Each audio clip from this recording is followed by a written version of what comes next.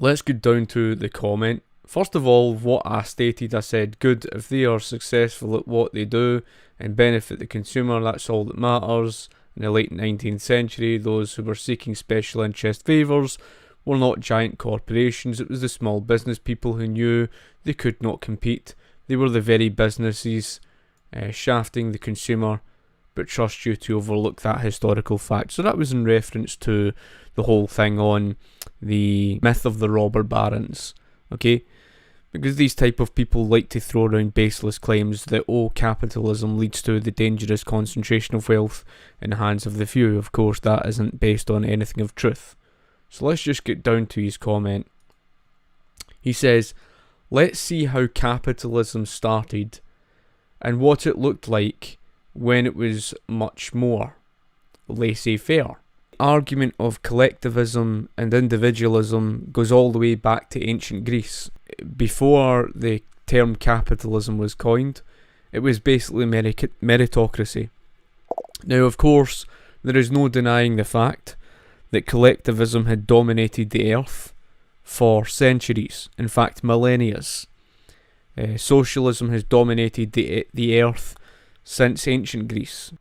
And he goes on to say, it is important to note that ownership of the means of production at this stage in the development of industrial capitalism meant not only the ownership of factories, machinery, and the power to invest or withhold capital, but also the means of production of knowledge.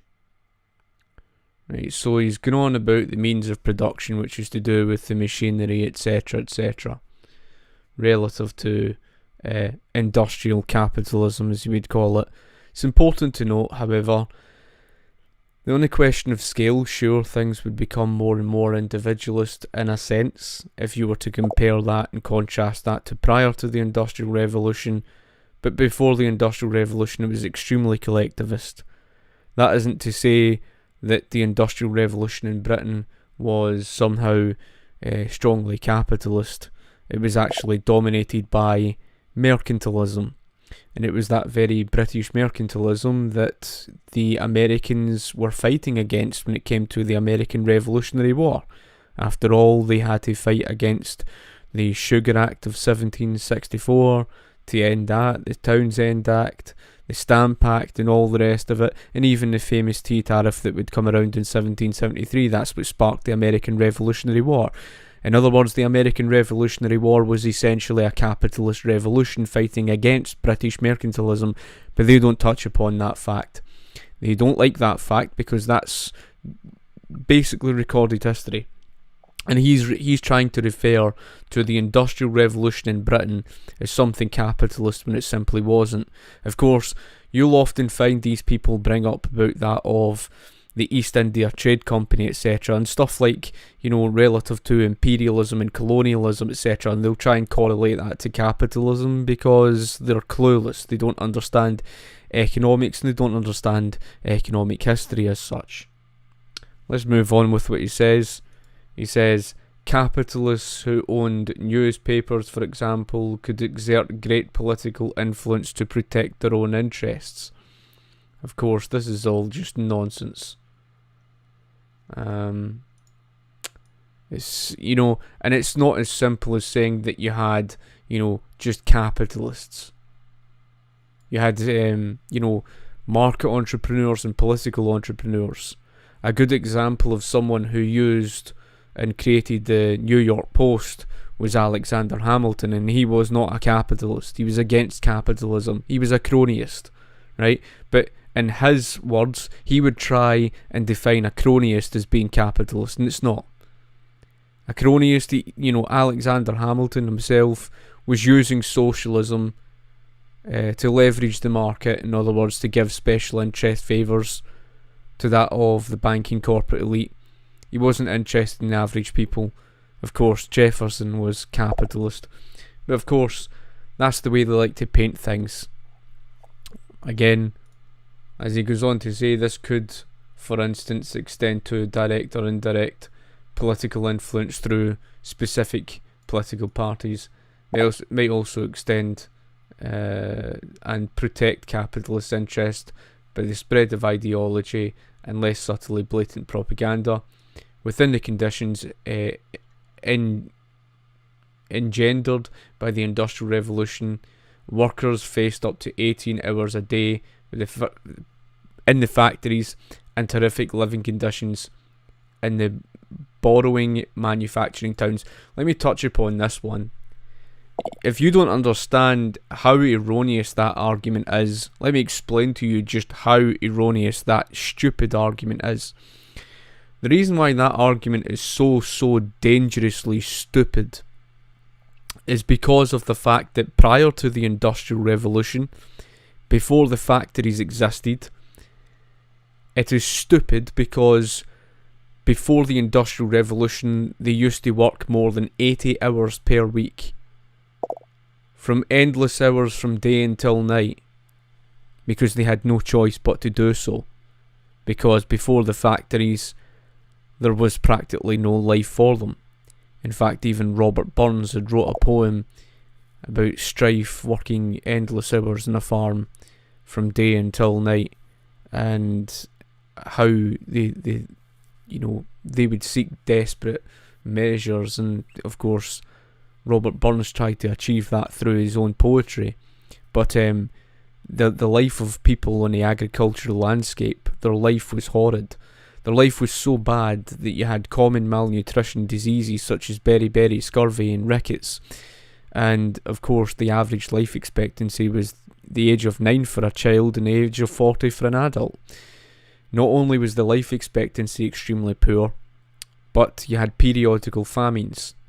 And that was all because of the communal ownership of property. But more importantly, you even had a socialist historian, E.P. Thompson, forced into a concession that life on the farms, the conditions, were actually worse off than that of the early, poorest factory conditions. So, the factories that he's talking about here, from the horrific living conditions, he doesn't acknowledge the very fact that their living conditions had actually improved. So between 1790 right up to 1840, the living conditions had, improved overall. You couldn't look at, for example, and I'll explain this, you could not look at, for example, the Industrial Revolution from a still picture and say, oh, look at the awful living conditions. Oh, look at the smelly and dark conditions of these industrial townhouses. Oh, how awful it was to live in those conditions. Oh, how awful. Yeah, that's okay for someone like him living in today's living conditions to look at a picture like that and say that type of thing. But that's the problem, and that's where the big problem came from with a lot of these historians, etc., because they're looking at it from the perspective of today's living conditions and wages. They're not looking at it from the perspective of the whole thing to do with what life was like before then. That's the problem. So they're not looking and comparing the 1840s or the 1860s to that of the 1700s. They're not doing that, because it would change the entire narrative of what they're spouting. Instead, what they're doing is they're looking at the Industrial Revolution living conditions and wages, and they're comparing the 19th century living conditions and wages to that of living conditions and wages today, which is extremely stupid. It's extremely stupid because the reason why you got here in the first place was because you had to go through that period in life. If you want to measure progress, you look at what life was like before then, and then you can see whether there's progress or not. And as I've pointed out before, folk, the real wage earning growth rate between 1780 to 1820 increased by 0.55% per year on average. That was unprecedented wage growth. Unprecedented means it's never been seen before in human history. And then between 1820 to 1850, you saw it grow by an average of 1.2% per year. That's the point. It contradicts the narrative because the rich were getting richer and the poor were getting richer. We could see that by comparing the wealth of people between 1650 to 1700, and then compare that to 1850, because there was 3 class groups between 1650 to 1700. This is, of course, before the Industrial Revolution, and what you saw was the aristocracy made up 2% of the population but held 80% of the wealth. Now, wealth in that time period was measured by building and land ownership.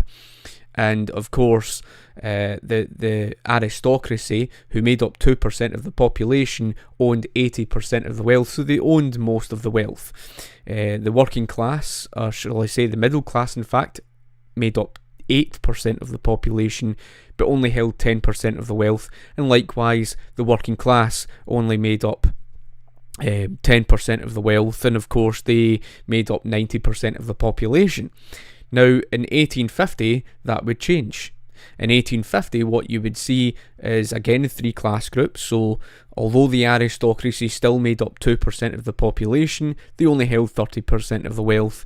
The middle class jumped from 8% of the population up to 58% of the population, and they jumped from 10% wealth up to 50% wealth. So they had 50% wealth in that time period in 1850. And then, of course, when you look at that of the working class, they dropped from 90% of the population down to 40%, and they held 20% of the wealth. Now, of course, there's a lot more introduced into the economy at that time period, so they were wealthier as a whole. Even although the aristocracy dropped from 80% down to 30%, they were still richer overall because there was more introduced into the economy. That's how things are. So it's a contradiction, because you saw the improvement of people's living conditions, of people's wages, etc., etc. People were becoming wealthier. Yes, to you might look at the 1840s and 1860s and hear about how crammed the conditions were and how awful and dark and smelly it was. Oh, and how poor things must have been. Yeah, of course it was pretty dark and smelly. I don't think anybody denies that fact. But where do you think those people came from living prior to that period?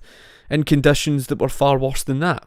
In fact, there are conditions, and even E.P. Thompson, someone who sympathised with socialism to a varying extent, who was an anti-capitalist critic, he, as a historian, was forced into a concession to admit that conditions had actually improved. So it's all nonsense of what he's basically spouting there when he goes on about that complete and utter garbage, folk. And you're always going to hear that relative on the whole thing to do with the Industrial Revolution.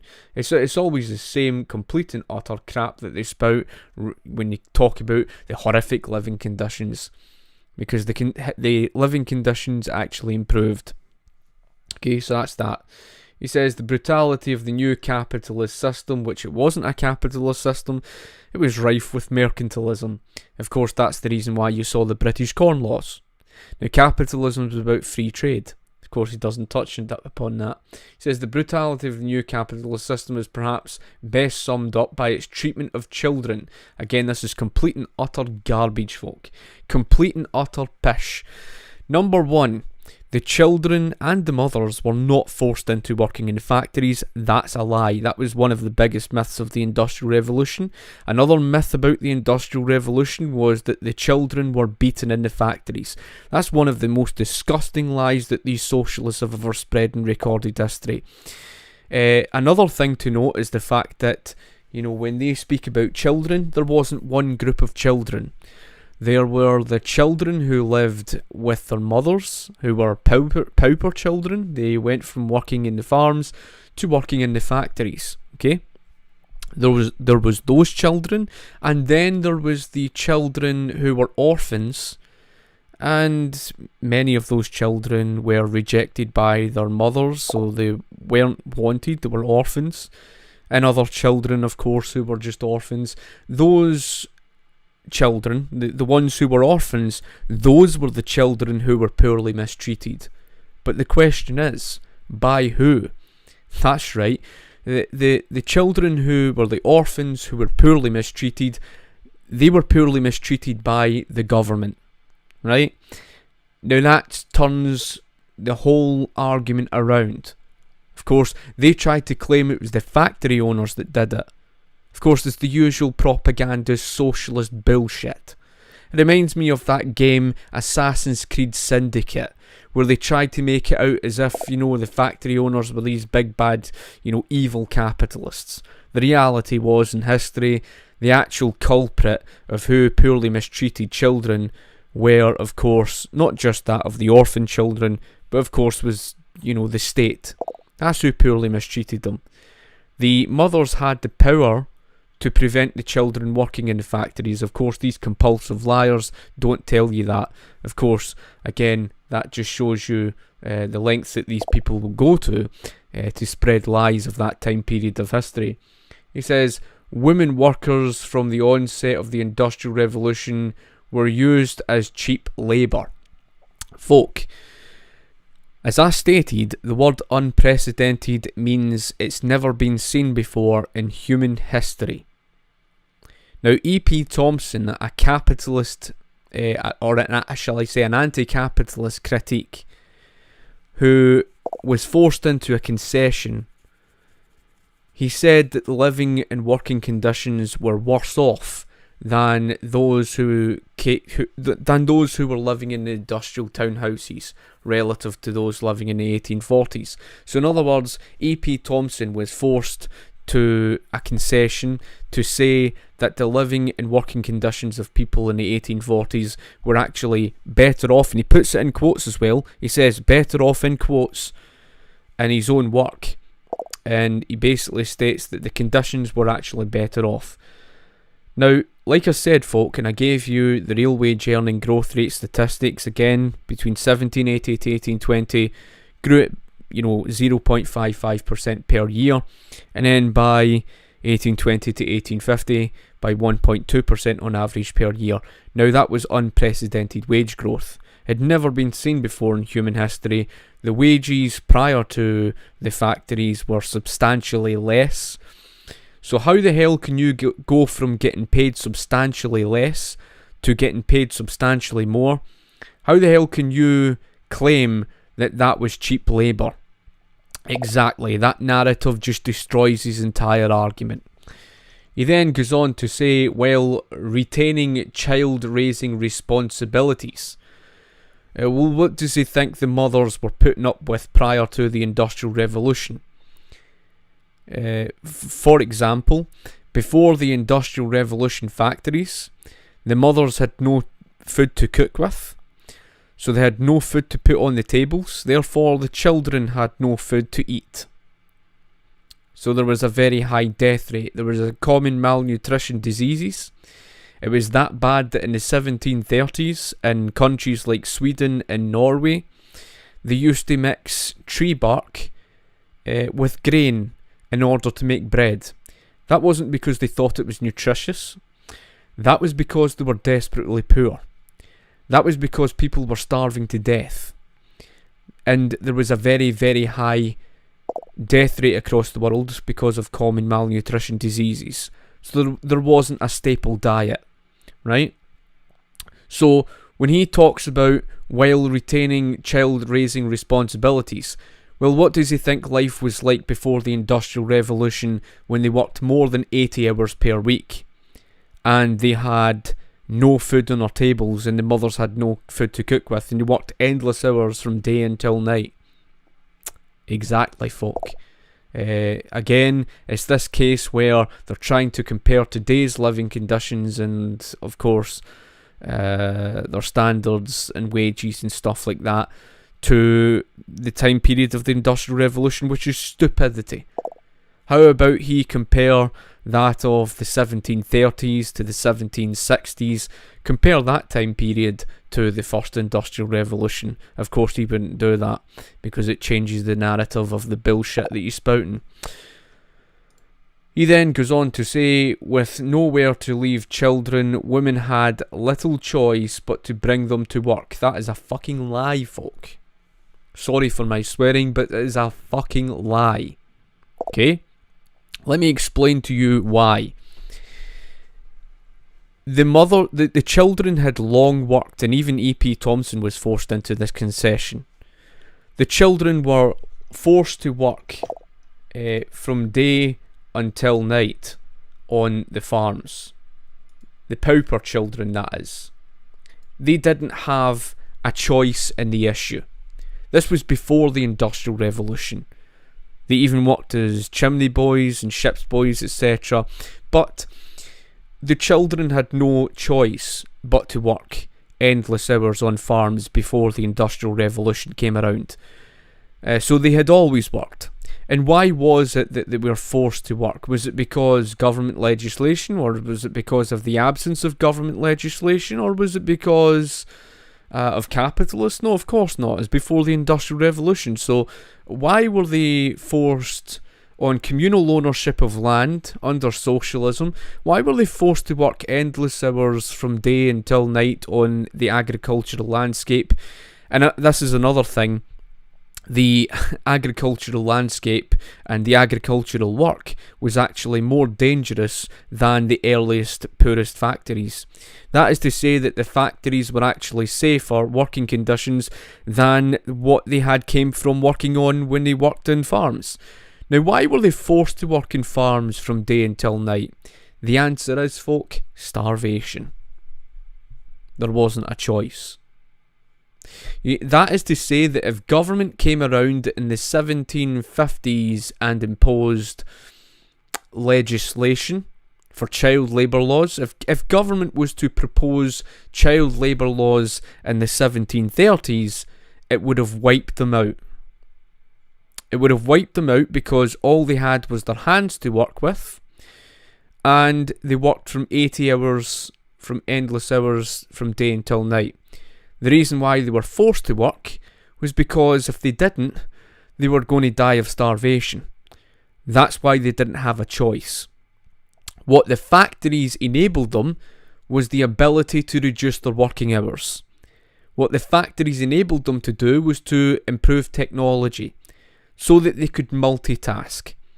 In other words, if you look at life before that of things like the refrigerators, life before that of dishwashers, life before that of things like things that you take for granted, like your tumble dryers and all these type of things that you would take for granted, washing machines, etc., that you wash your clothes with.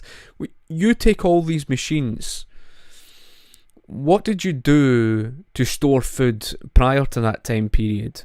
What did you do to clean your clothes prior to that time period? Well, things were more manual labour.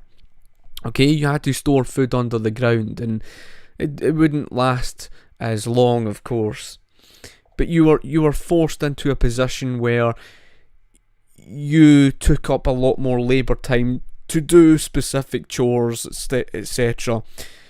And what the machines enabled you to do was to multitask. So these days you can put your clothes in a washing machine, you can go and even iron your other clothes that have already been washed, and maybe other clothes that have just recently been put in the washing machine, you can put them in the tumble dryer. You can do all of these things and multitask. And even whilst you do specific chores, you even have the luxury to sit down and even watch television.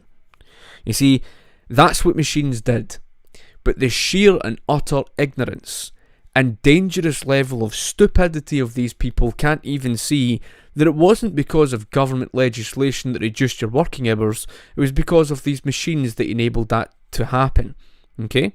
Now, there's no denying that if you compare today's living conditions and your death rate today in the working place, of course, the working conditions were more dangerous in the Industrial Revolution compared to today.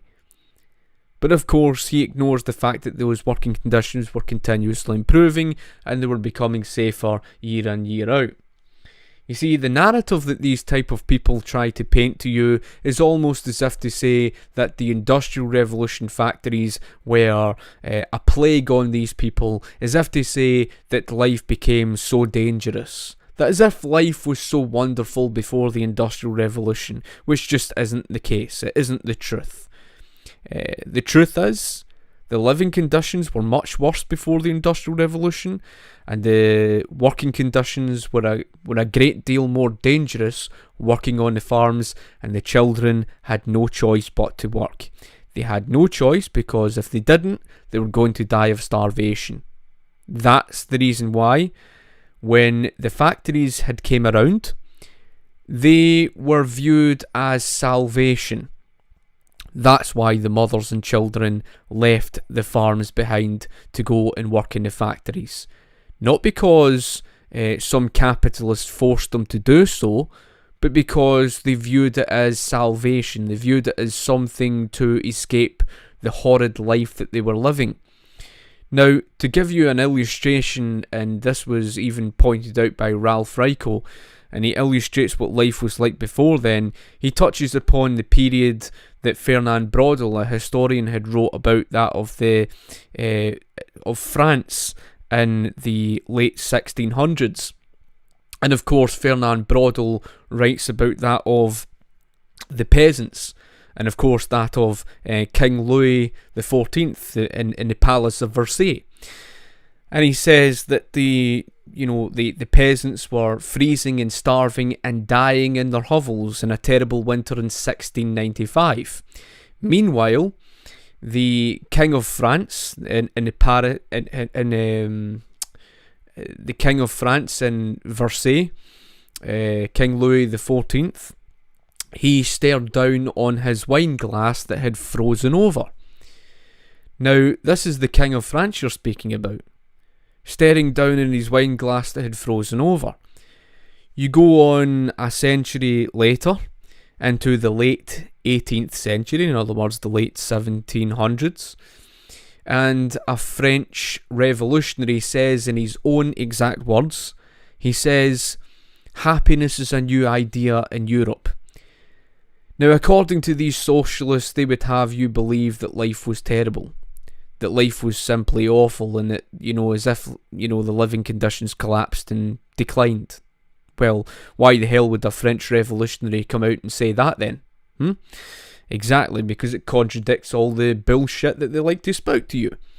It's typical. Socialists do this with every period of history. You could talk about any period in history and socialists have twisted it.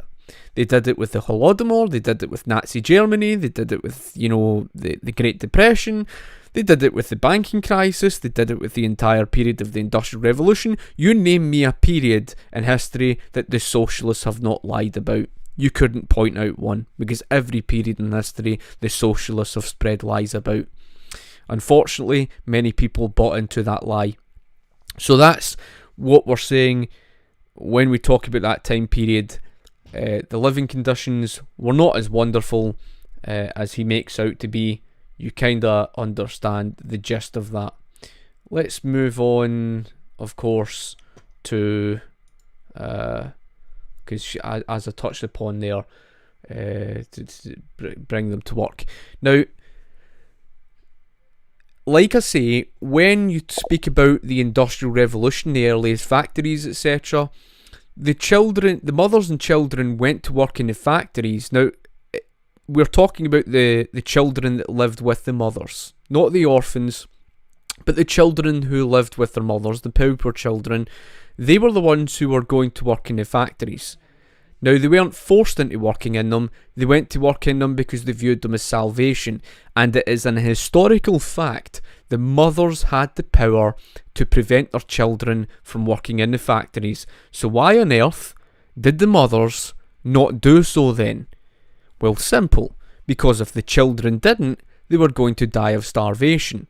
So why then is it that later into the 19th century that eventually mothers were keeping their children out of the dangerous workplace and sending them home and off to school? Why do you think that came about? Well, the answer is due to the fact that families were getting richer, due to the fact that living conditions were improving, due to the fact that the work week hours were continuously dropping in other words. Mothers had more of a luxury. They had the ability then, because by the 1840s, finally people actually had food to put on their tables.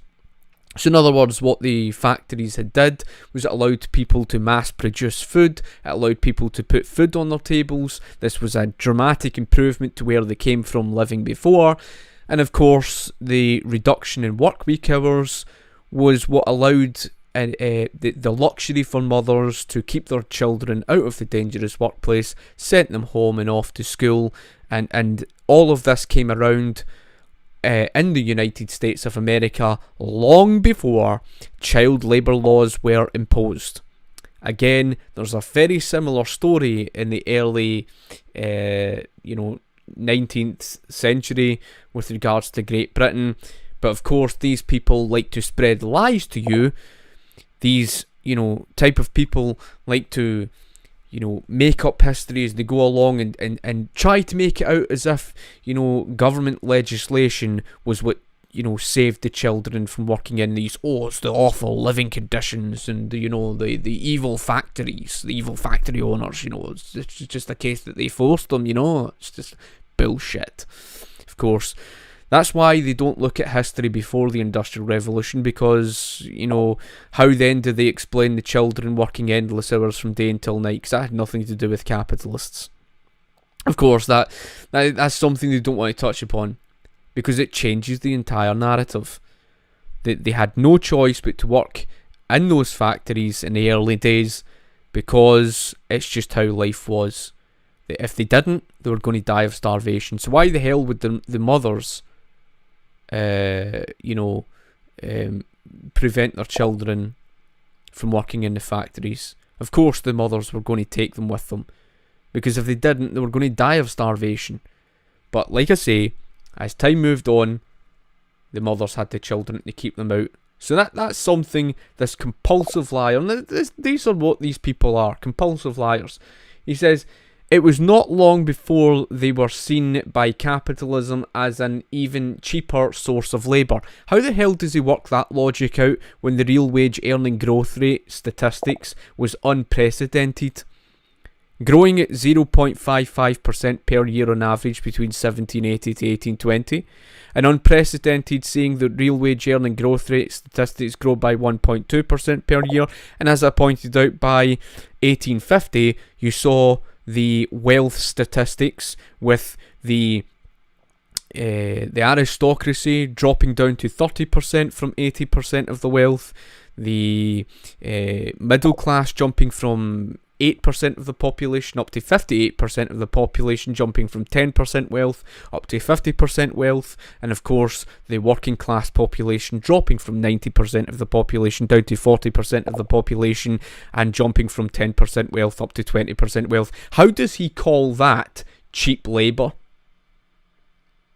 Unprecedented wage growth, and he calls that cheap labour. There's your typical socialist for you.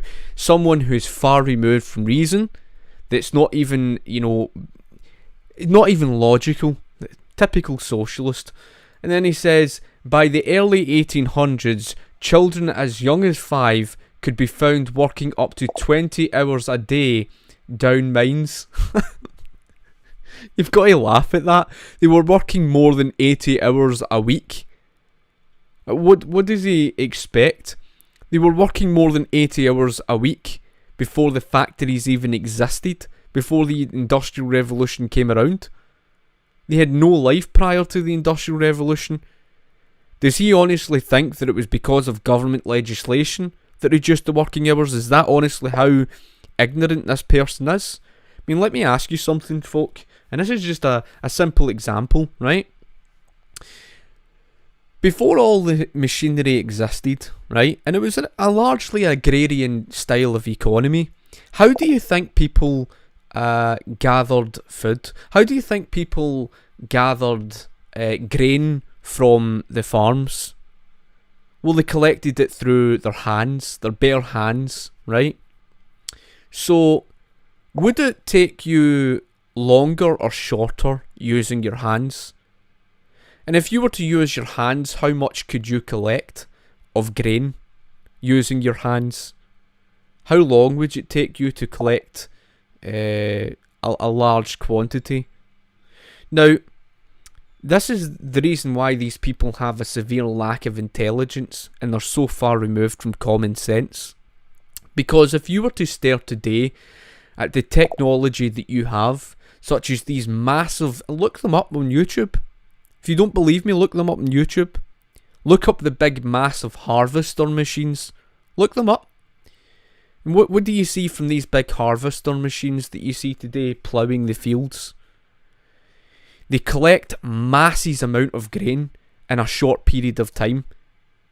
They plough the field in a very short period of time. And in one foul swoop, it just goes through and it grinds the grain down and it piles it into the back of the big truck in a big massive container. And by the end of it, you've got a massive pile of the grain. So in other words, what one harvester machine does with one person in that van, in that massive harvester, just one person working on that field, in the space of 2 hours alone, has collected probably more than 1 year's worth of grain than what those workers could ever achieve in, the space of a month working with their hands. Right? This is what these socialists don't understand, because it's so bad. They're so far removed from reason. They've got no common sense, a severe lack of intelligence, that they can't even work out why the machines would enable people to reduce their working hours. And the reason why I point this out is because if you were to dig a great big hole in the ground, and this was some sort of work project that was going on, and all you were left with was basically shovels, how long do you think that job would take, depending on how big the hole would be? Well, it's going to take you a very long time because you're using shovels. Now contrast that to these massive big digger machines that you see today in the United States. These massive diggers. You see where I'm coming from. Common sense would tell you that the machines created wealth, not just because the fact that it's allowed to, do things much quicker. It allowed you the ability to reduce your working hours, afford you the ability to, have the luxury of entertainment, because it freed up time. Now, the ignorance of these people is they think that it was because of government legislation that did that. That's how you know you're dealing with people that have got no common sense whatsoever. None. Right, none. And that really just proves the very point. He speaks about 20 hours a day. Well, what does he think the people were living like before the Industrial Revolution?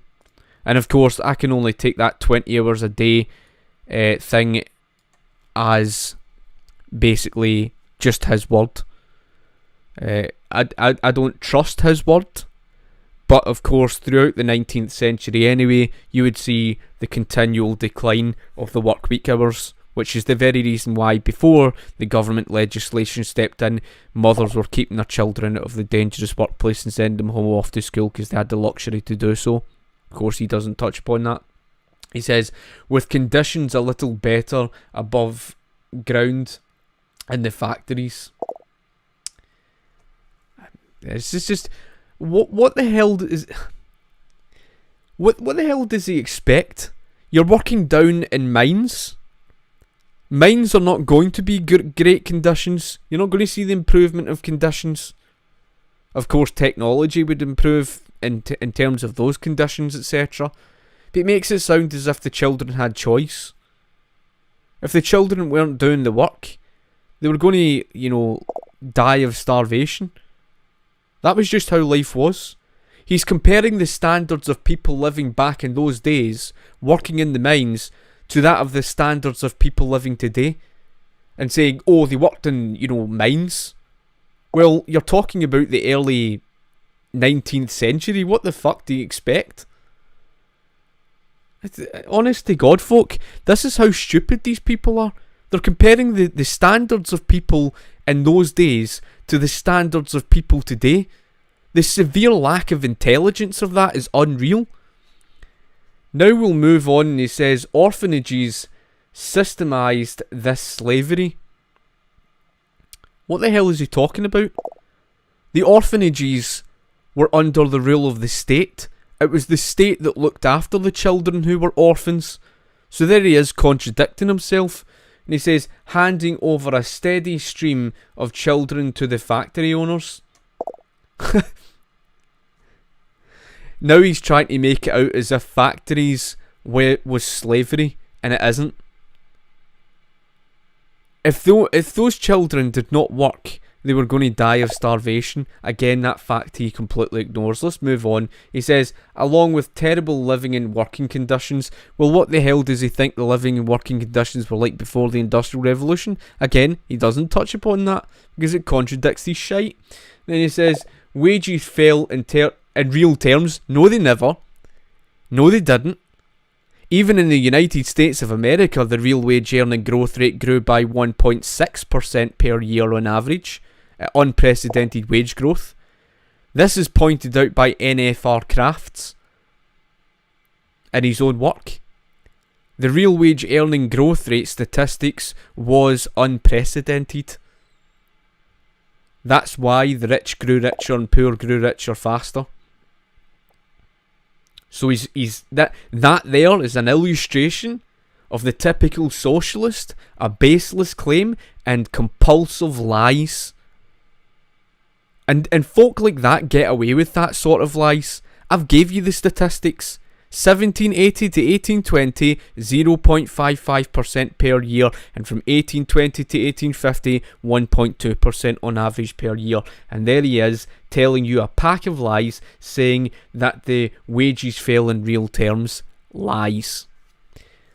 Let's move on. He says, due to rocketing corn prices caused by the Napoleonic Wars. Bullshit. Nothing at all to do with the Napoleonic Wars. Due to rocketing corn prices, that was due to the subsidies. That's what created the problems.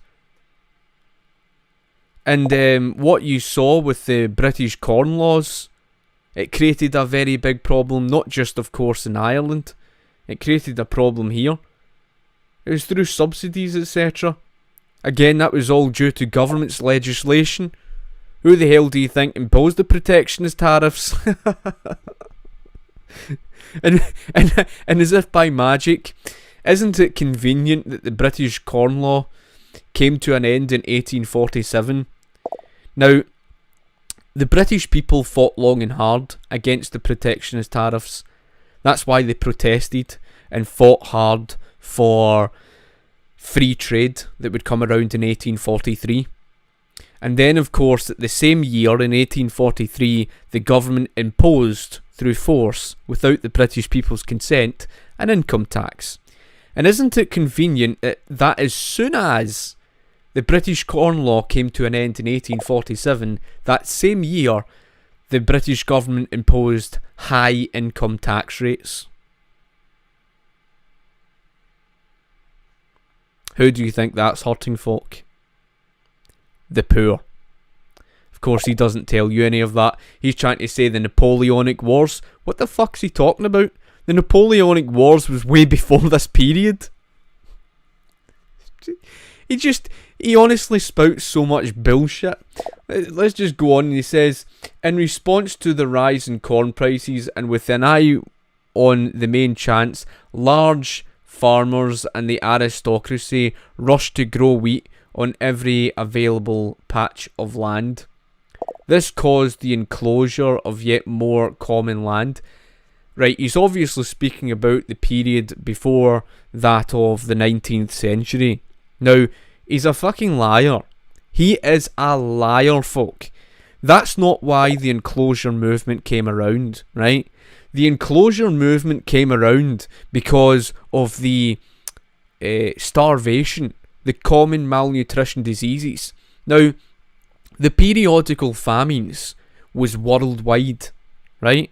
It wasn't just on a small scale. The periodical famines existed across the entire world over. This is why Britain was revolutionary, because Britain was what brought around the Enclosure movement.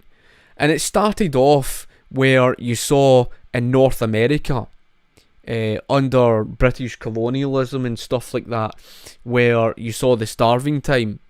And again, the pilgrims were dying of starvation. So what did the British, Sir Thomas Dale do? Well, he gave them their own private lot. That's the reason why starvation came to an end in what would become the United States of America. So, what would end the starvation, folk, was essentially the privatization of farmland. That's why the privatization came around. It wasn't because of some rising corn prices or some bullshit of what he's making up. The British Corn Law came around about the same time period as Britain would follow with that of the whole thing to do with the Enclosure movement. But the Enclosure movement was brought around because that was essentially what would be the privatization of farmland. It would put an end to the starvation. That's the reason why they did it. Because it was basically communal ownership of property, of agriculture, that led to the common, or shall I say, led to the periodical famines. Now, isn't it convenient that as soon as the Enclosure movement came around, you have not seen a famine take place in Great Britain ever since? How convenient of them to ignore that fact. And what about that of Ireland? Well, they like to use this excuse, but what caused a problem was not only the British Corn Law imposed in 1801, but of course government restrictions that were imposed on the Irish people, etc. You could blame the British government to a varying extent, and I don't think the British government helped either when it came to the aid of the Irish people when it came to the Irish potato famine in the mid-1840s. Okay, so these people like to have you believe, but Ireland was not industrialised like Great Britain was in that time period. And so the Enclosure movement is essentially the very reason why when you fly over any country and you look down, it looks like a patchwork quilt. The reason for why that is simply because of the fact that it was the privatisation of agriculture that saved their life. You do not see private ownership of agriculture today for nothing, folk. You see it because it was the communal ownership of agriculture that caused their starvation. And funny enough, these stupid people never learn from history. That is to say that those who ignore history deem to repeat history. And funny enough, you fast forward into the 20th century, and the very communist regimes that tried to centralise agriculture under communal ownership resulted in millions dying of starvation. But how convenient of these socialists to overlook that fact. No, that's right, folk. 40 million people dying in China due to the Great Leap Forward, due to the centralised agriculture. That was never enough for these socialists. 40 million people who died of starvation. You just brush them under the carpet like that's nothing. And continue on supporting the centralisation of agriculture because what does their life matter? What does history matter? Typical socialists. Let's move on to, of course, the rest of his comment. Of course, this is an illustration, folk, of just how extremely ignorant these socialists are. He says, emptying the countryside of ever greater numbers of peasant farmers. Utter shite. And then he says, and driving them into the misery of the industrial cities. As if to say, driving them into the industrial cities. That's just a fucking bullshit, folk. Bullshit. For example, North America in 1607, the Pilgrims, of course, had settled into Jamestown. Now, Jamestown was this triangular settlement, and you could look it up on of course, Google or whatever search engine, you can see that it had large quantity of sea surrounding them. They had seafood to go and fetch for the deer in Turkey, the fertile soil. Despite all of that, within 6 months, they died of starvation. Well, out of 104 pilgrim settlers, only 38 of them survived. Now, 2 years later, they resettled another 500 pilgrims, and 440 of them, again within the space of 6 months, 440 of them died due to starvation and disease. It was Sir Thomas Dale that identified the problem, the free rider problem, otherwise known as the socialist classroom experiment. That is to say, what the hell is the point in working hard if you're going to get the same grade as the rest of the classroom? There's no fucking point, is there? Of course there isn't a point. There is no point. What? Why even study hard or study harder if you're just going to get the same fucking grade as the rest of them? That is 100% accurate to what communal ownership actually, real world history actually is. Not what they imagine it to be, the real world history of, communal ownership. That's what it is. That's why it led to their starvation. Because they did not have the rights to work for the fruits of their own labour. Do you understand that, folk? Therefore, a socialist who tells you that socialism's about personal ownership of property is a compulsive liar. Socialism's got nothing to do with, of course, personal ownership of possessions. Socialism is communal ownership. And you saw that with the starving time. They could not work for the fruits of their own labour, so they were dying of starvation, despite having a large quantity of food surrounding them. So what solved the problem? The privatization of farmland. Now, the reason why I point that out, that occurred in the early 1600s, folk. That's long before the Industrial Revolution factories. Long before. The Industrial Revolution in America didn't take place until about 1794. In about 1790s. That's when the first Industrial Revolution in America began. So what's he trying to say? Again, read what he says. Emptying the countryside of ever greater numbers of peasant farmers and driving them into the misery of the industrial cities. As if to say that they drove them into the industrial cities. Well, how could they? The privatization of farmland came around in America in the early 1600s. The Industrial Revolution in America didn't begin until the 1790s. So he's contradicted by a good 100 fucking years. And funny enough, the privatization of farmland led America to grow to become the richest country in the world, so much so they were able to form an army to fight the British and win the American Revolutionary War in the 1770s. You see how much lies that socialists spout with regards to history, folk? They honestly are the biggest compulsive liars that you've ever met in your entire life. They are religious zealots of socialism. Compulsive liars. Saying that it forced them into factories, how could it? All they had was farms back in the 1600s, and for much of the 1700s. The Industrial Revolution didn't even exist then. The amount of shite these people talk. Let's just move on. Fuck's sake. Jesus fucking Christ.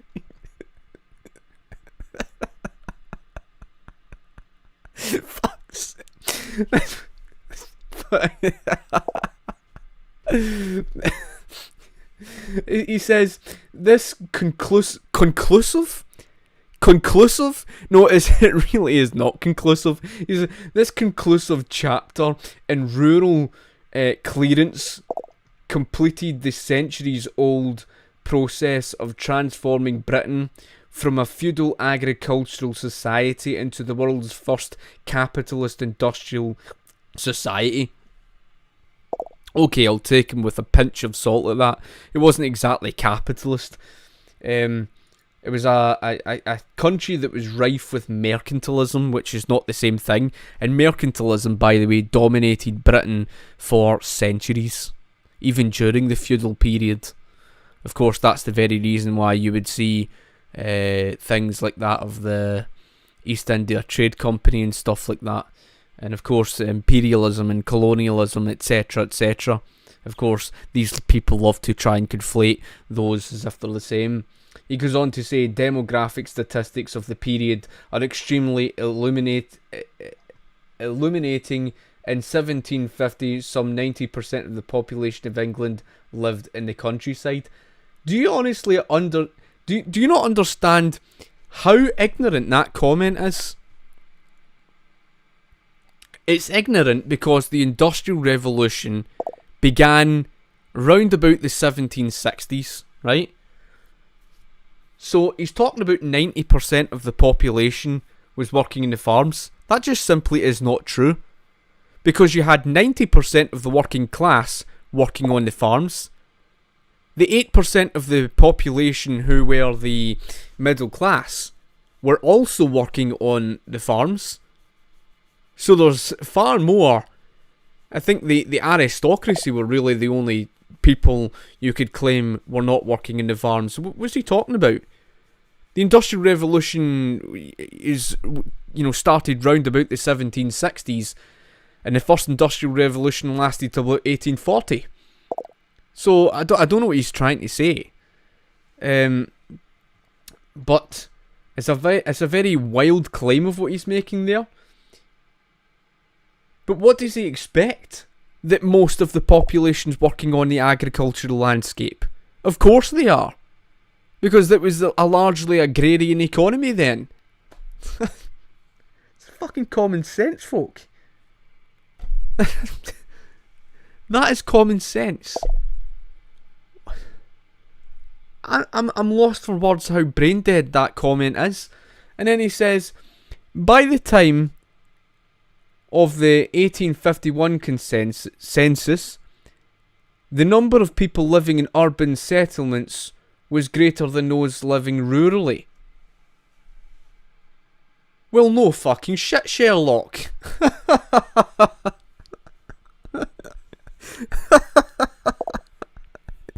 What a fucking idiot.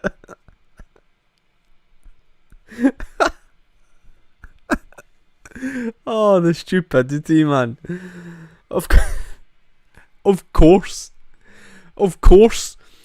But that doesn't mean to say that they were forced to working in the factories. He makes it sound as if these factories came along as if they're the plague. Oh, it was so awful. It was like fucking Mordor came along and it's like, oh fuck, what are we going to do? It's like, my life was just so fucking wonderful working on the farms. It's like, our life's just so fucking awful. Oh, the factories came along. Oh, my poor fucking life. For fuck's sake. Honest to God, folk, how stupid is this person? I mean, of course that's the case. That doesn't mean anything. It doesn't say anywhere that they were forced into working in factories. Of course the Enclosure movement was going to come around with regards to the farmland. But the Enclosure movement has nothing to do with why they went to work in the factories. So what's he going on about? They're two completely separate things. People going to work in the factories is a completely separate topic issue to people working on private farmland.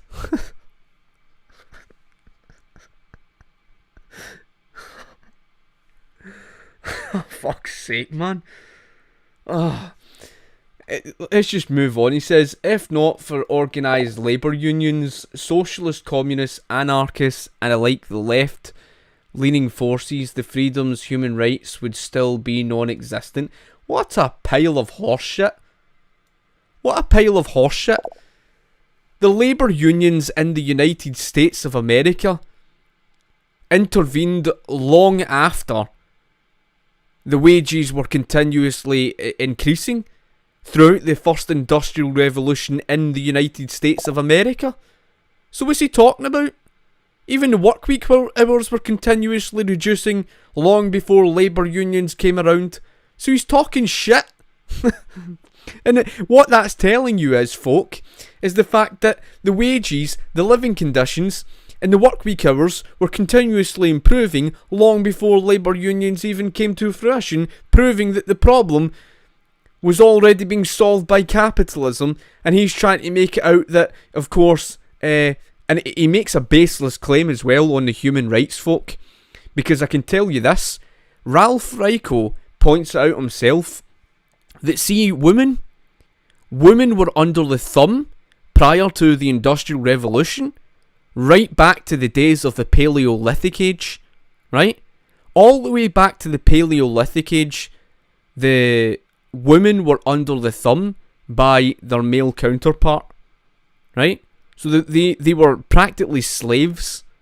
See the Industrial Revolution factories? For the first time in human history, the mothers actually had the economic independence to earn their own wage. He doesn't touch upon that. He likes to talk about human rights. Well, what do you think the fucking factories did for the women then? Oh, of course.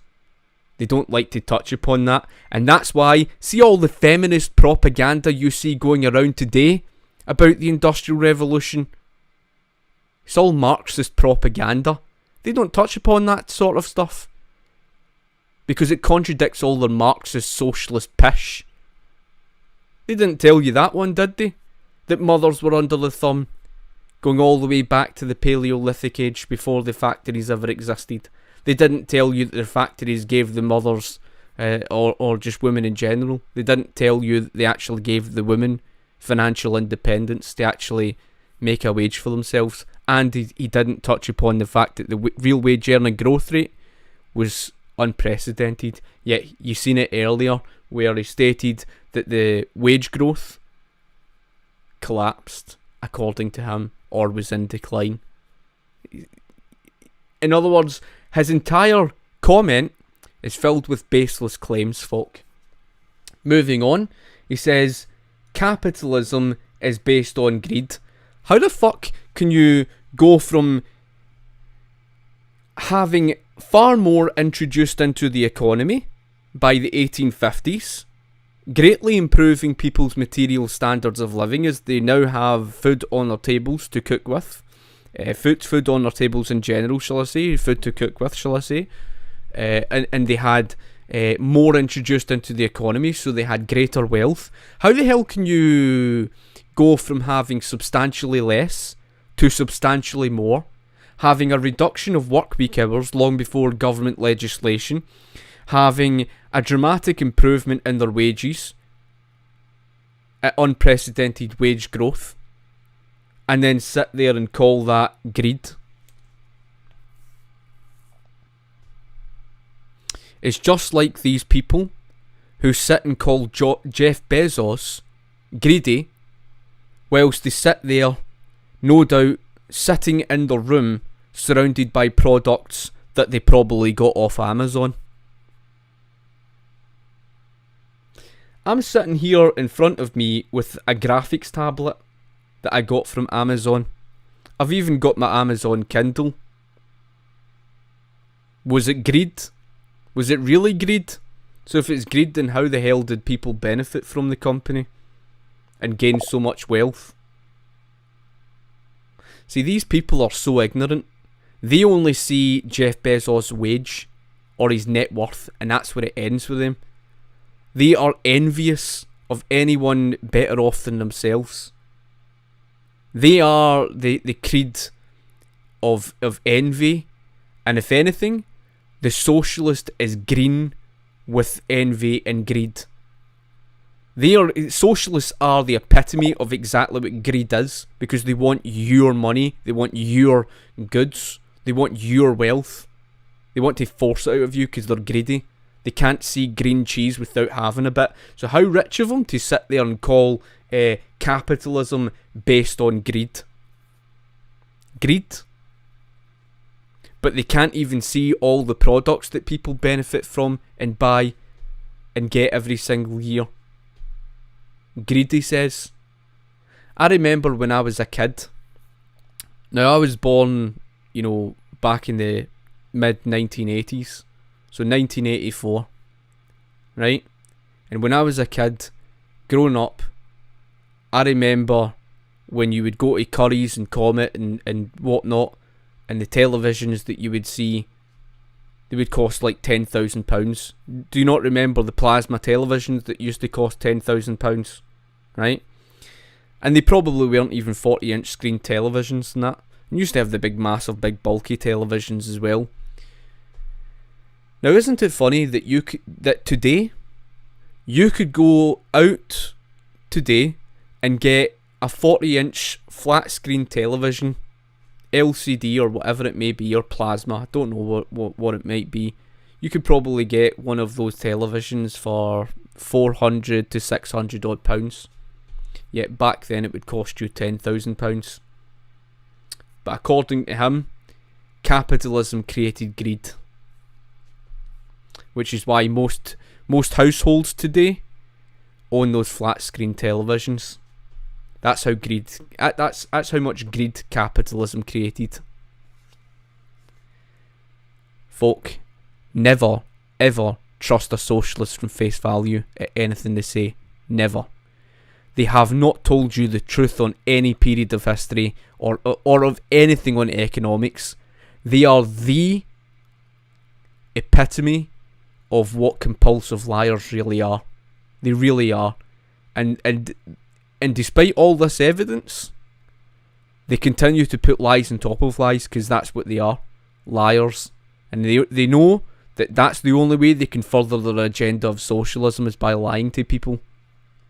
Then he says, and driven by profit making. How's that even a bad thing? Again, see when someone sits there and says that something is done by profit making, how's that a bad thing? What's wrong with profit making? What are profits? Profits is the information of consumers' needs and wants. So to reject profits is to reject the consumers. The stupidity of it is unreal. It says proponents of laissez-faire capitalism, minimalist state, looks like the only thing they would keep is police and military, and wonder why. Well, that really depends, and I don't know where he's going with that argument. And he says, and complete privatization seems are forgetting what that kind of capitalism has brought in the past. Well, what has it brought in the past?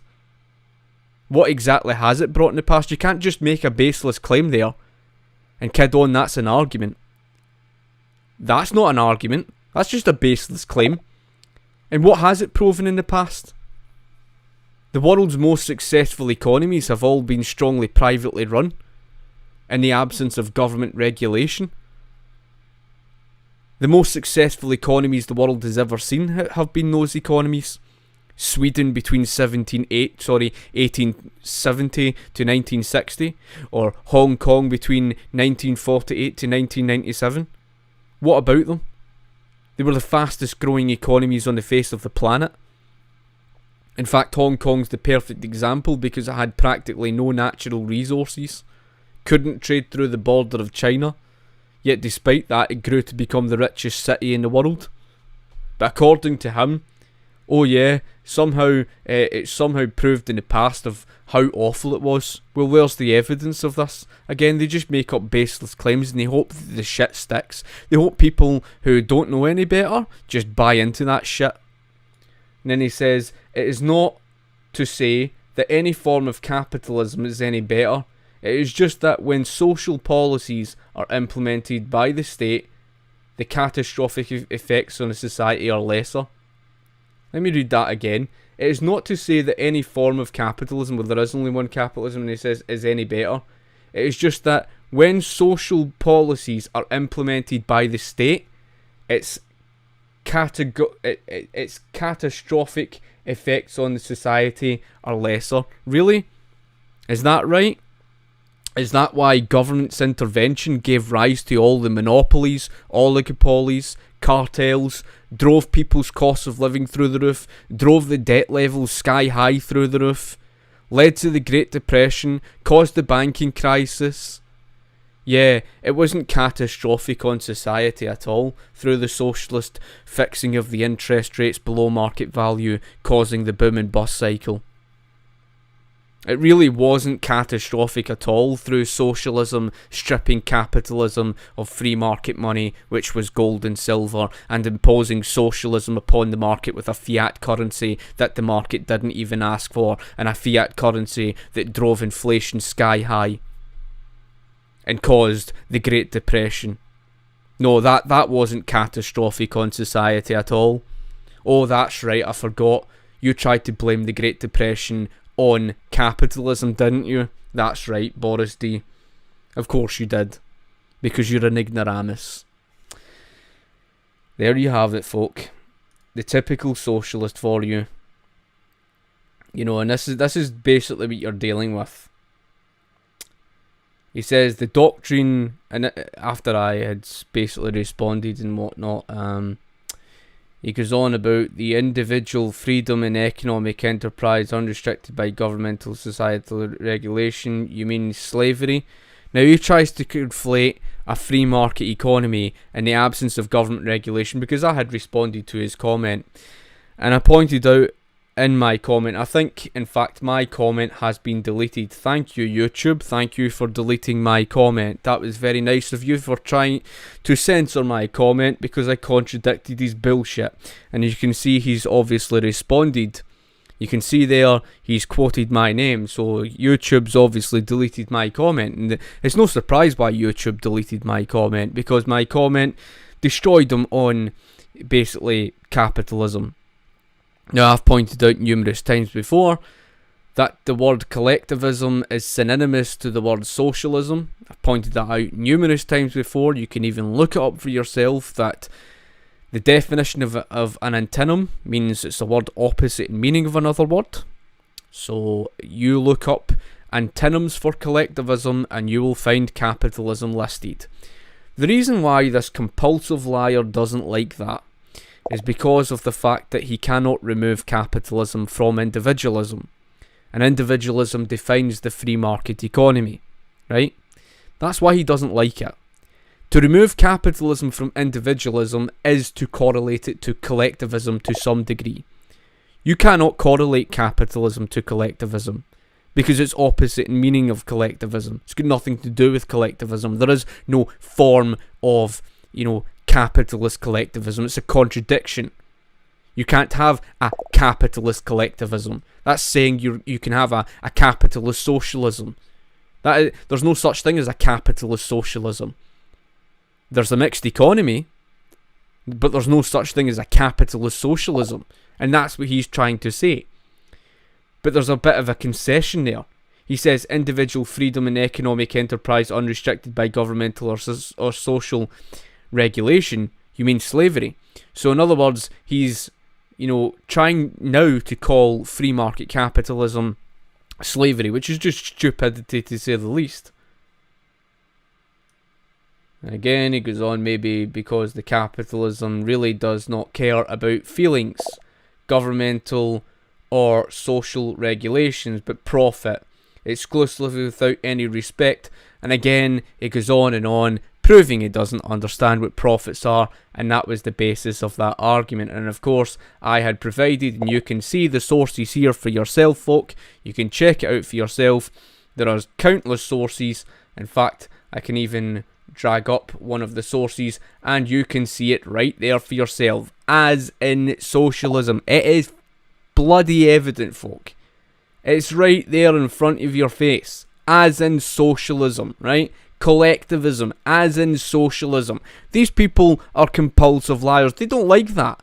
They utterly despise that fact. It fucking angers them, because they're not after the truth. Their ideology literally is a religion to them. Right? It is a religion. It's a fucking religion. Right? So, they don't like that. Okay? They don't like it. So, as in socialism, and you could even, find in another source where you can find Marxism, state ownership, etc., etc., And it's relative to socialism again, all the socialism. That's essentially what you're talking about when you're speaking on this whole thing, right? Every single source that you could possibly find, there you have it. Synonyms for collectivism, right? For collectivism, socialism. Antonyms, meaning opposite of collectivism. Look, capitalism, a capitalist economy. They don't like it. They fucking hate it, folk. Again, sorry for my swearing, but I do so because these people are religious zealots. They're not after the truth. And you wonder why I speak down to these type of people. Why is that? Because when they stare, and this is important, folk, right? This is important. When these people stare in the face of Venezuela and they can see the people rummaging through bins on the streets for food, and they can see people suffering at the hands of what socialism has caused, they have the audacity to stare straight past that and then make up excuses for socialism to protect the name of socialism. In other words, to them, protecting the name of their religious ideology called socialism is more important to them than people's own lives at risk. That just sums that up. That epitomises everything about those type of people. And I think it's... Oops, wrong thing. If I go back to comments, scrolling down. So here's one of the main ones, right? And I'm just going to quickly read through this and briefly cover. He says, in the middle of the 20th century, China and India had the same life expectancy. Around 40 years after the Chinese Revolution, a massive divergence took place by 1979. Mao's China had a life expectancy of 68 years. Again, you've got to take them with a pinch of salt. He says more than 14 years longer than that of capitalist India. Now, how the hell can he call India one of the most socialist countries on the planet Earth that closed off trade to the outside world under Gandhi and of course Nehru, that was a strongly socialist country? How the hell can he sit there and call that a capitalist country? And that's exactly what we mean by these compulsive liars. And he wonders why I'm the way I am. He says the excess in mortality of capitalist India over communist China was estimated by a horrifying 4 million human lives. Again, telling lies, making up bullshit. He says, so why isn't India held up as a case study for the murderous capitalism? Because it wasn't a capitalist country, that's why. He says capitalism was built on the bodies of millions from the very start. Again, more lies. From the late 17th century, which is the 1600s onwards, he says the transatlantic slave trade, and this is where he tries to correlate the slave trade to capitalism, which the slave trade had been, around even during the period where collectivism dominated the planet, so he's making up a load of shite. And then he says became a pillar of emergent of capitalism, which is just a load of shit.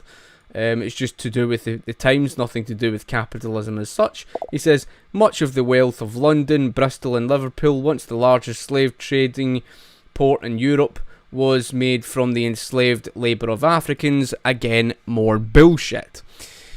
These people like to have you believe that war intervention, just like the argument on the Second World War, they think that the British Empire is what led to the wealth creation, and that is simply not true, folk, because as history proves, and I'll quickly cover this, the very reason why you saw a faster real wage earning growth rate between 1820 to 1850 of 1.2% per year compared to 1780 to 1820 with 0.55% per year. The reason why the real wage earning growth rate statistics was a faster growth rate between 1820 to 1850 was because the government's war intervention came to an end in 1815. after the 70 years of war from about 1756 to about 1815. Of course, the wars in France is correlative to that, and the wars in Spain, the wars in America, etc., etc. So the reason why you see faster real wage earning growth rate is because there's higher level of productivity. That is to say that proof shows that when government steps off the market was what led to the growth. Now, the growth of Britain in wealth between 1780 to 1820, as Ralph Raico had pointed out, had absolutely nothing at all to do with Britain and its imperialism and colonialism and its war intervention. Had nothing to do with it whatsoever. Nothing. Completely separate. So he's trying to say that the wealth of Britain came from stolen land, stolen wealth, etc. Just complete and utter shite. Typical Marxist propaganda. These are the type of people you're dealing with. Of course, people who don't know much about politics and economics end up buying into that bullshit. Why? Because it's easy to manipulate those type of people because they don't have the information at hand. It's not until they actually learn the truth that they can see right through the socialists and the utter shite that they spout. And then he says, the capital accumulated from slavery, from the tobacco, cotton and sugar, drove the Industrial Revolution in Manchester and Lancashire. Now, of course, it's very much a case that yes, these things did exist. There's no question of that with regards to trade. Yes, slavery was involved, but that doesn't necessarily mean to say that slavery was the cause of the growth itself. If that was the case, how come there was a faster growth of capitalism and wealth when slavery came to an end? After all, the slavery came to an end in 1833. The free trade had opened up in 1843. In other words, Britain became more capitalist by 1843. And right up to about the 1870s, you saw prosperity grow at a rate that the world had never seen before. So in other words, he's contradicted by history. Because what you see after the slave trade had came to an end is faster growth rate. And that had nothing to do with government. So what's he trying to say? Again, it's proof that these people just love to talk shit. They repaint everything of history. They're very good at that.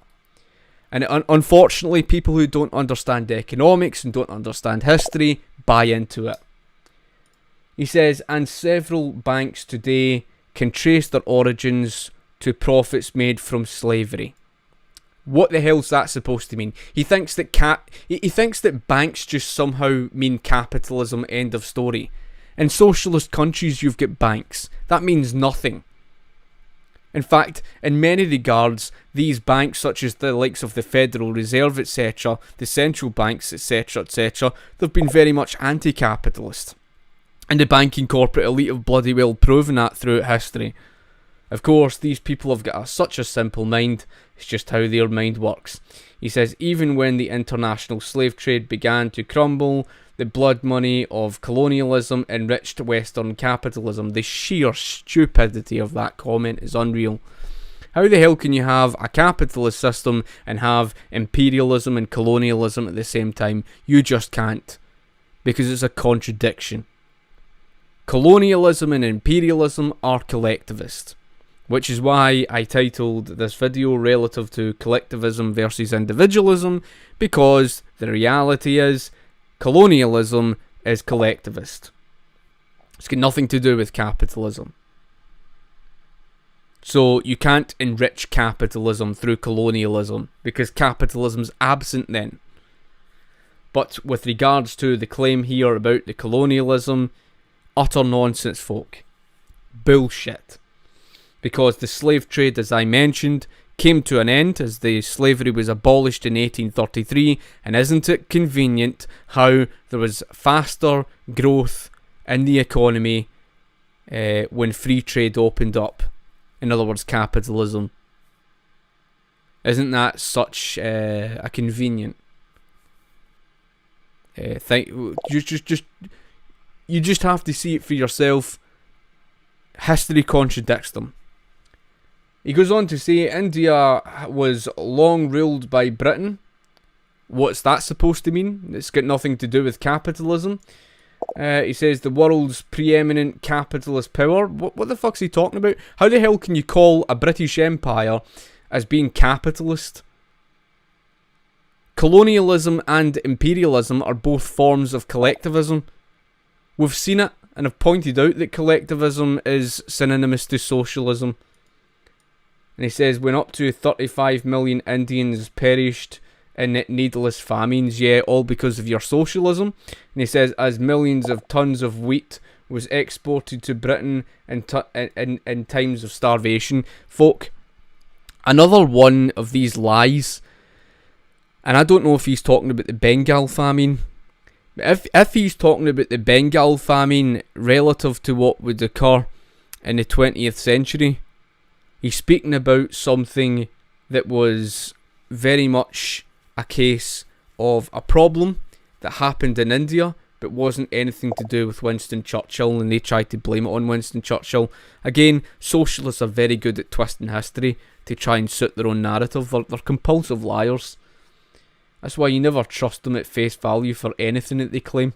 It's just like how they can claim to you, oh, capitalism led to monopolies and stuff like that. They talk so much shit.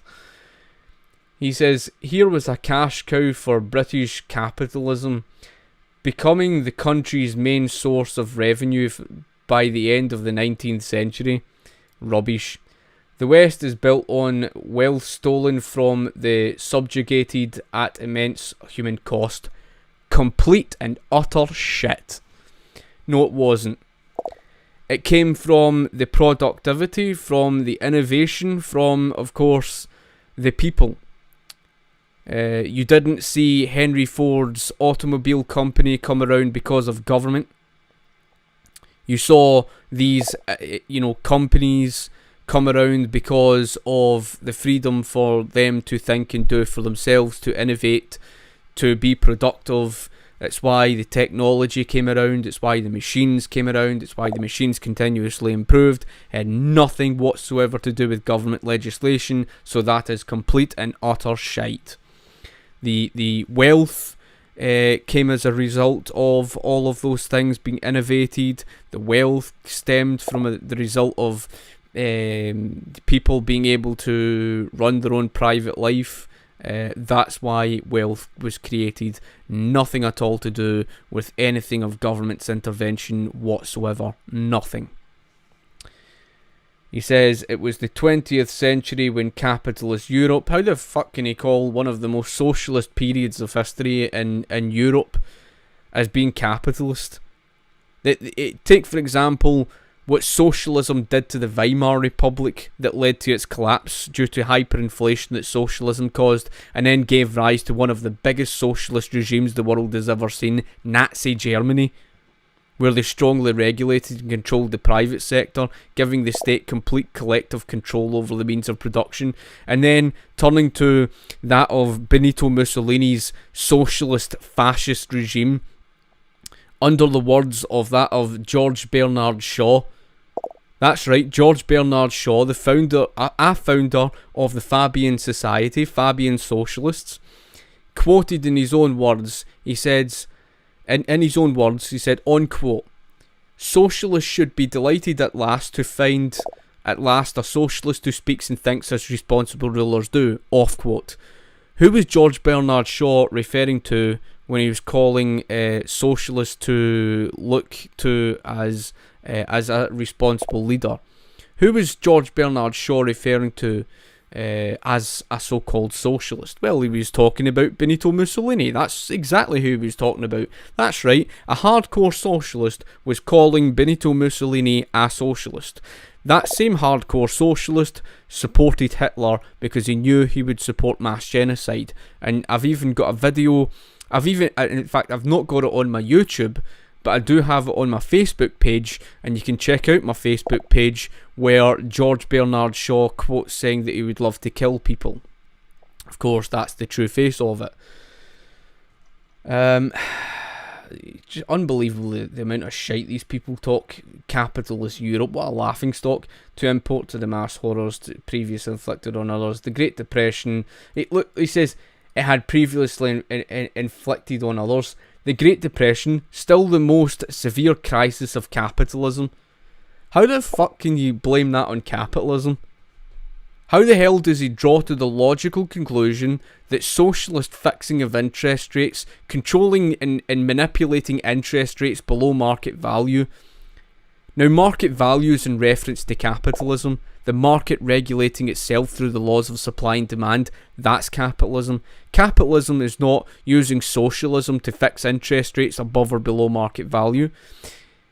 So yes, the price controls and of course the regulation where they try to control the ratio, they try to control the interest rates below market value.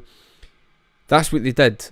They fixed the interest rates below market value, caused the boom and the eventual bust, and of course they encouraged large-scale borrowing through that of, manipulating, driving the ratio sky high in order to encourage consumer borrowing. That had nothing to do with capitalism, because capitalism was to do with the free market. Of course, the reason why they need to try and manipulate capitalism and pull it outside of individualism is because they need to try and blame it on capitalism for why the Great Depression happened. They don't like the fact that it was their socialist fixing of the interest rates that caused the boom and bust cycle. They hate these things. That's why they need to try and pull it outside of individualism. Do you understand? Because they want to try and blame the Great Depression on capitalism. They're compulsive liars, and the reason why they need you to believe that capitalism was the problem is so that they can say, here's why you need socialism. In other words, they're not actually interested in real world solutions to problems.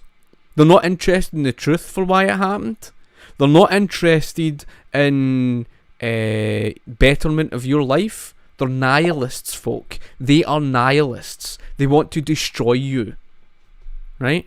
They don't care at what cost. They want to destroy you. In fact, I'll go as far as to say this. They are psychopaths. Right?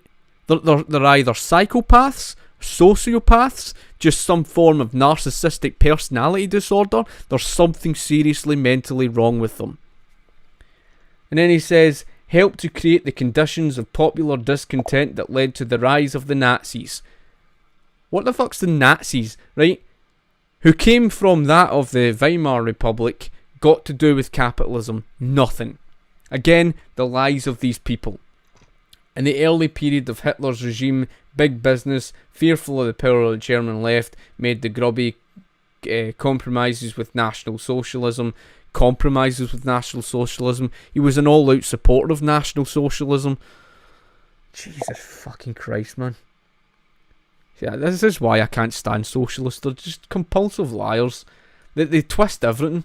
Seeing the Nazis as blunt instrument with which to bludgeon both communism and trade unionism. No, he never.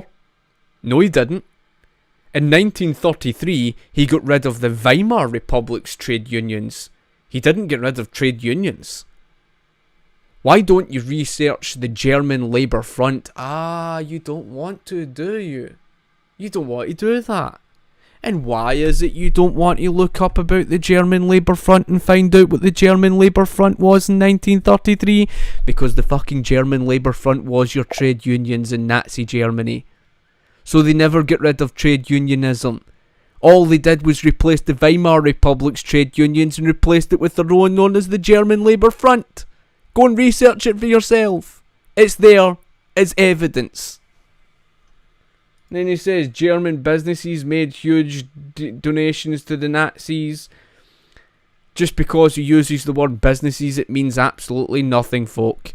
Go look up a book titled The Vampire Economy, and that person himself explains to you in detail what Nazi Germany's economy was like. It was nothing of the sort of anything remotely capitalist at all. He is basically playing the game of trying to pretend that true private ownership is the same thing as just, private businesses being strongly regulated by the state. He doesn't tell you that the businesses were strongly regulated and controlled by the state. In other words, it was good as government ownership. He left that out, however, of course, because it doesn't fit his narrative. And then he says, and after the rise of the power, the industrial conglomerate, IG, Farben and Krupp, among them, many businesses profited from Nazi slave labour and the Holocaust, including IBM, BMW, yeah, exactly, political entrepreneurs. Those in the United States of America who were all involved in the strong corporatist regime and are anti-capitalist and they're political entrepreneurs. That's why I made the distinction between market entrepreneurs and political entrepreneurs. He doesn't want to go there, however. He wants to pretend to you that these political entrepreneurs are the exact same thing as market entrepreneurs. What political entrepreneurs are, folk, are people who use socialism to leverage above their competition, to basically beat out their competition. They use socialism. In other words, they're anti-capitalists. You could do your independent research on that. People like him don't like that. The game that they're trying to play is trying to conflate the two as if they're the same. As if there's no such thing as market entrepreneurs. As if just entrepreneurship is just one thing and therefore it's just to blame on capitalism, full stop. He ignores all the government controls, all the socialism involved that enabled these entrepreneurs to eliminate competition. He ignores that socialism is responsible. Of course, that doesn't fit his narrative.